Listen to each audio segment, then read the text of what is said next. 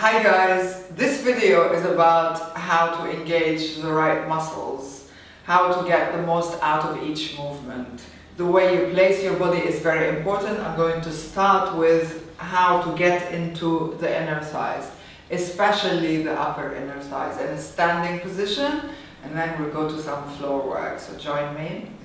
Let's say we're doing a plie squat, which is a wide squat position, which is a standard inner thigh, glute, butt exercise. It's a dancer's position. You want to align the knees in line with your second toe. So this is where you want to look at first. When I'm bending my knee, I check in line with that second toe. You want to make sure that you push your knees back so your spine stays long and you're pressing your thighs backwards towards the back of the room. If I stay up here in my plie, I'm working my quads more and around my upper thighs. The lower I go, the more I get deep into the top of the muscle. Now, some might have weak arches. You will see that this will happen. The foot rolls in. You want to keep the weight on the outer edges of your feet as much as possible and bend the knees. Press your thighs back. Push your heels to the floor. At the same time, imagine you want to draw your heels inwards towards each other. Pull them in, that will fire up here naturally. Try it with me and see, find these connections, feel them, and try to apply them in your workout. So you bend, you hold, pull your sit bones together and lift up. So it's a feeling of gathering from back of the legs. I'll show you from the side. Knees wide, your spine is long, bend. You want to have the feet the heels in the same angle of the knee joint.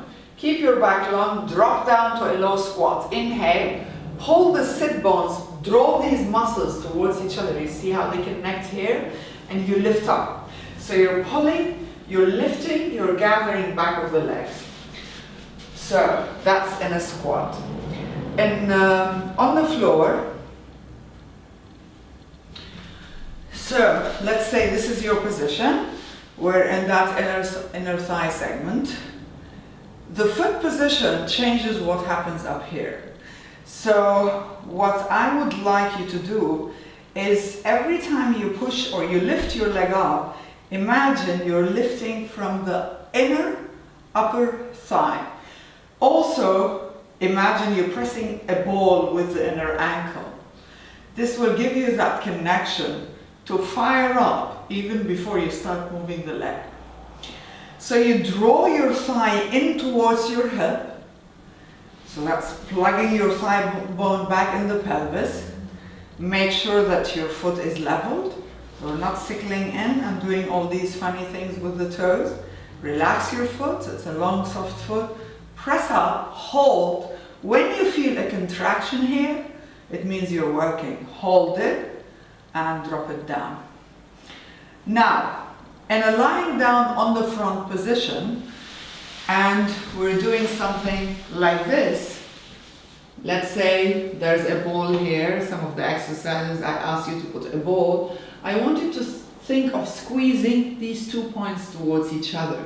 So it's the back of your upper inner thighs. So this is generally the position you'll be in. Your head is down. I'm going to lift the head up so I can direct you where you need to be. So it's this muscle here. Imagine you want to squeeze them in towards each other and then you do your lifts. Now when we lift the leg, we're working back of the leg. But it's important to keep that gathering sensation with the inner thighs. It will help you get that lift around the upper thighs. It will help you widen the pelvis, and it will maintain the alignment of your thighs. So you're there, lift lower, gather, lift low. So if you see now, when I wrap my inner thighs, my foot stays where I need it to be. It doesn't do all of these movements. So you lift, hold, and release. Lift, hold, and release. So from here, we're going to move into how to engage the butt. It's very important to differentiate between the lifting from the back of the legs and lifting by hyperextending the back. This is a hyperextended back. I'm collapsing. There is no abdominal engagement at all, and I'm just hanging in my body. So you want to press away from the floor. You draw the belly in. It's very important to stay light on your hands. So the weight is equal on the legs, so you're not shifting to either side.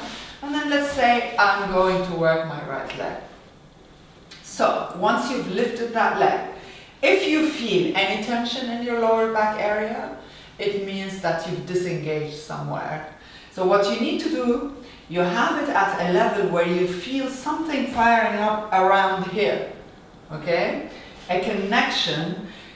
If you are a complete beginner, feeling those connections might be a little bit tricky initially, or you might think, oh, I don't feel it. It will happen once you engage. So you do a few repetitions, you exercise for a couple of weeks, and then you start feeling, okay, now I can have that control over my muscle. So you lift up. It's a feeling again of drawing the hamstring up to your glute. So the buttocks, it's shaped this way. Imagine these are two smile lines. You want to lift them out and up, okay? So here I lift up. Now how high should I go? For a beginner, I would say keep it in line with the pelvis. You can extend a little bit higher if you have the flexibility in the back. However, going all the way up might be too much for most of you. So unless you have that flexibility or you've been following my programs for a while, do not force the leg to go up. Maintain the length of the back. You shouldn't feel tension here at all. And if it happens that we've done a lot of this, all of these movements, and then you got some tension there, the stretch for you after the workout will be immediately drop into a pigeon, sit into a stretch, lower yourself down. That will help you stretch this area, okay? If getting into this position is too much for you, for any reason, knee issues, very tight, this would be a stretch that would help get rid of the lower back tension. Then, moving on to sideline work. On your side, so this is your position. If I'm here and I'm doing clamshell, I want you to look at your hips. And I want you to check that the top hip is in line with the bottom hip. So there is no dropping or rolling around. Each position has an element of stability in it. So if I'm lifting my leg up and down, this needs to stay not moving and still. So the way you place your arm, the way the neck position is, you want to keep the length so you're not here. Otherwise you start feeling everything in your neck.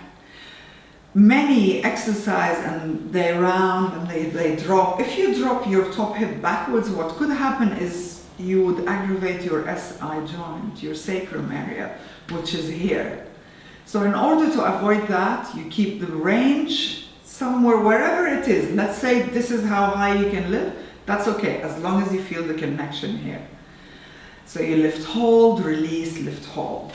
Same thing is if we are doing any leg lifts like this.